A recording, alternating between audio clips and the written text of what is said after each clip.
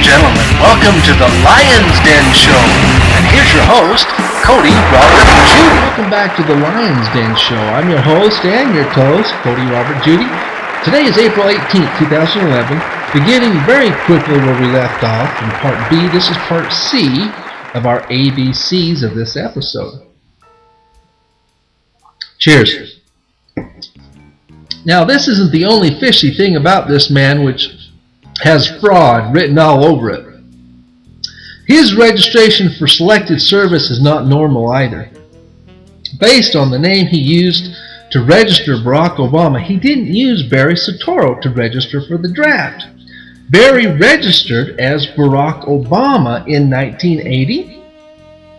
Well, there's a big problem. Barack Obama didn't exist in 1980. Barry Soetoro did and was at Occidental College in 1980. Doing drugs and registered as Barry Soetoro at Occidental College. Now, how do you register for college using one name and register your selected service using another at the same time? Unless you're working as a fraud. He was not using the name Barack Obama yet. Barry Soetoro was recruited by the CIA while at Occidental College, returned from Pakistan and began using the name Barack Obama for some reason. Again, Barry's own admission.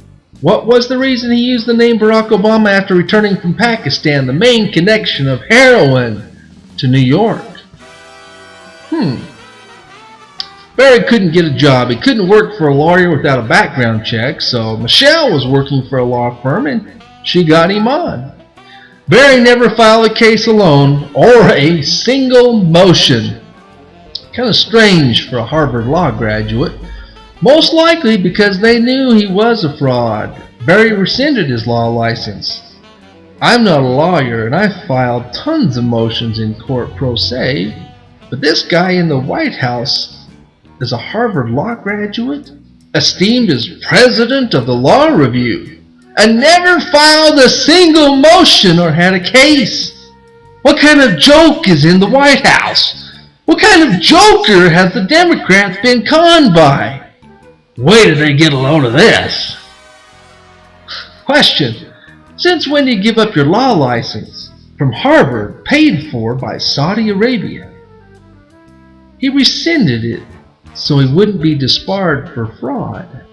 Michelle also had to turn over her law license for being involved in the cover-up. All he did was make a few memos at the law firm. They didn't want to get sued by clients. The bar knows he wasn't legit. Michelle Obama loses her law license also over aiding and abetting a misprision offense with Barack for what had to have been an ethical challenge of documentation and identity responsibility for lawyers. Now America is going to hire these two. And you wonder why the world is laughing at America. Barry Soetoro, aka Barack Obama, was not a professor at Chicago Law School. He used his political connections to get a position as a gifted lecturer. Barry embellished that position as a professor of law. He was not a professor of anything except for being a professional liar. He got involved in the election of the state of Illinois' office and won, oddly enough, by looking for fraud in his opponent's voter registrations to get him disqualified. People wonder why I give a hoot about it. Well, I was damaged financially by this fraud and didn't have the money I used in the 2008 campaign for president subsidized like Hillary Clinton did. They, the Republicans and Democrats, didn't give one big care about my vehicle getting run over by fraud. America, but I care. Obama won a state race by looking into the fraud of his opponent. Don't you think it's fair that I, as a candidate, look into the fraud of my opponents in 2008 and testify of that? That's exactly what I did in my lawsuit and motions against Obama and McCain, and my testimony in the CIA Columbia Obama sedition and treason trial.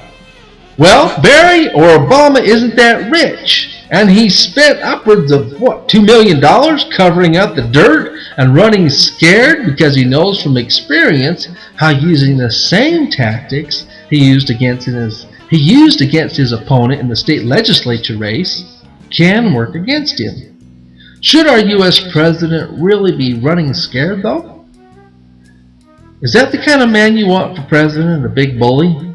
Drop a couple $1 billion on Libya for what was the critical American interest there? Oh yeah, the Muslim Brotherhood needed a hand? Or was it the Soviet Union's oil we were protecting? How come the Soviet Union didn't do it? A couple $1 billion worth of bonds, all you Democrats. The truth is, Barack Obama doesn't legally exist. And every vote cast for that name was a vote cast for the non-existent person. Congress, no doubt, desperate for money from the Saudis and perhaps OPEC's price fixing of oil, covered up any existing controversy of the election. Their biggest mistake was releasing Barack Obama's certificate of live birth and fabricating the Kenyan birth certificate also to fuel the controversy. Barack Obama didn't exist in 1961, only Barry Soetoro did, and he still exists, and he's living in the White House unelected. Now the most recent voice in the Republican House to squirm is the very beautiful and well-spoken Representative Michelle Bachmann. Representative Michelle Bachmann, let's see how she weighs in, because she's realized Republicans have made a very big mistake in the American people's eyes again, as is evidenced by the polls with Donald Trump leading Republicans on the issue of Obama's fraud. While the other candidates for president with the Republican Party do what? Assist in covering it up? Isn't it time for a hearing of verification, Congress? A surprising new poll shows Donald Trump is the front-runner among likely Republican primary voters, beating Mike Huckabee by 9 points and Mitt Romney by 11 points. I think what this says is that Donald Trump has a message that's been connecting with a lot of people across the country. He's an interesting person. He doesn't hold back what he believes, and I think that he's done a good job connecting with people. What do you think the Tea Party thinks of him, and do you think that they see him as a viable presidential candidate?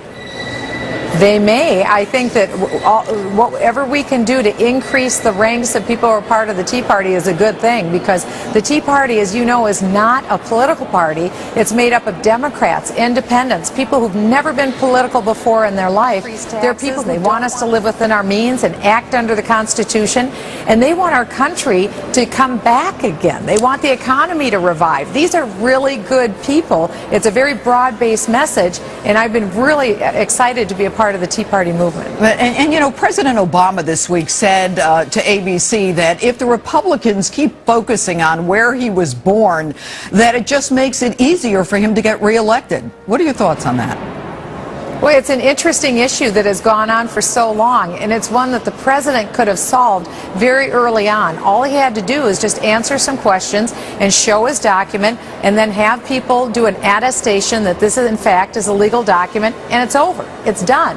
And I think the president has neglected to focus on answering that question for people, and that's why a lot of people still have it lingering in their minds. None of us can prove, none of us can do attestation. Only the president and someone who is legally tasked with attesting to the validity of that document can do that, and I think that's what the president should do. Well, like I said, it has become very clear to the American public that the Republican and Democrats' covert cover-up was in place and the fix for Obama was in. It should be very clear to the American people that the principle of free elections under the banner of our Constitution and its qualifications for office of the president have and were compromised in the presidential election of 2008. I'm Cody Robert Judy. Thank you for watching the Lion's Den Show. Until next time, cowboy up and spur 'em in the guts.